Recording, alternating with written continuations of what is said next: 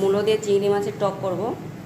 এর জন্য চিংড়ি মাছটাকে আমি নুন হলুদ মাখিয়ে রেখেছি, আর এই মূলোটাকে এভাবে কেটে নিয়েছি, আর এই পাশে তেঁতুলটাকে ভিজিয়ে রেখেছি।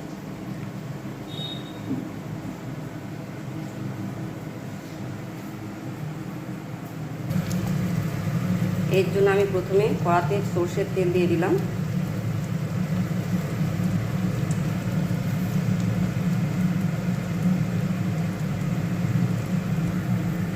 তেলটা গরম হয়ে গেলে ওর মধ্যে আমি চিংড়ি মাছগুলো ভেজে নিচ্ছি।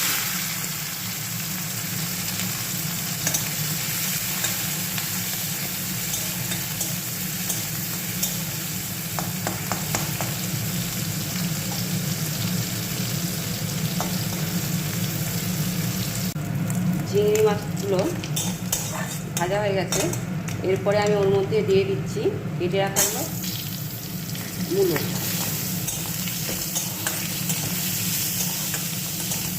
মূলোগুলো একটু নেড়ে নিচ্ছি ওর সঙ্গে। দিয়ে দিচ্ছি পরিমাণ মতো লবণ, দিয়ে দিচ্ছি পরিমাণ মতো হলুদ গুঁড়ো,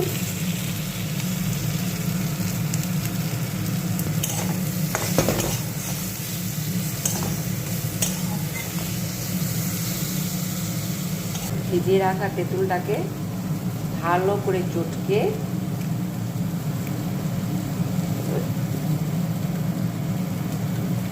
এই জলটাকে দিয়ে দেব।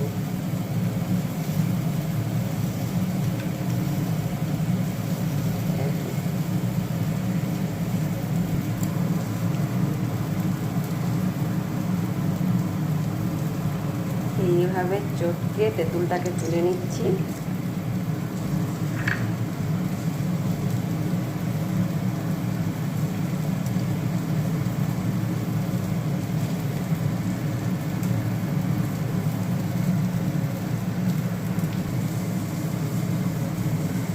তুলে নেওয়ার পরে এই জলটাকে চিংড়ি মাছ আর মূলোর মধ্যে তুলে দিলাম।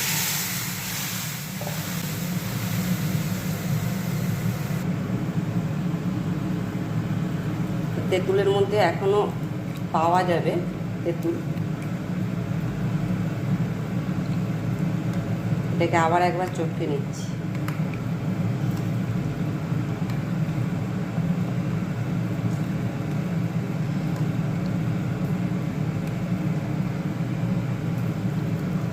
ভালো করে এরপর এটাকে নিগড়ে নিচ্ছি।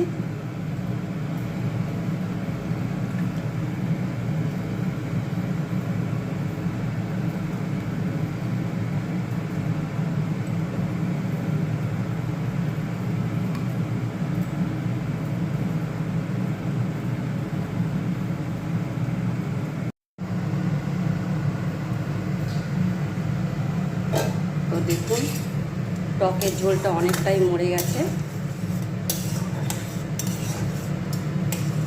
আর সব কিছু ভালো করে সেদ্ধ হয়ে গেছে।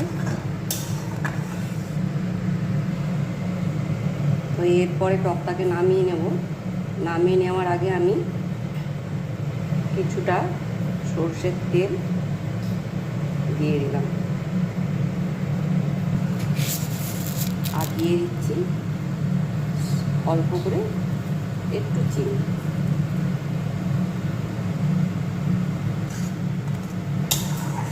চিনিটা দিলে একটু টকের স্বাদটা আরও ভালো লাগে, তাই আমি চিনিটা দিলাম।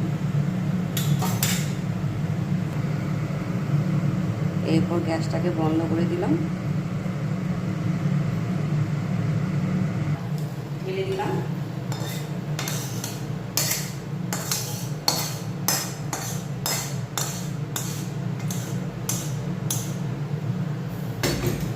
এই রেসিপিটা যদি আপনাদের ভালো লাগে তাহলে অবশ্যই ফলো করে লাইক শেয়ার কমেন্ট করবেন।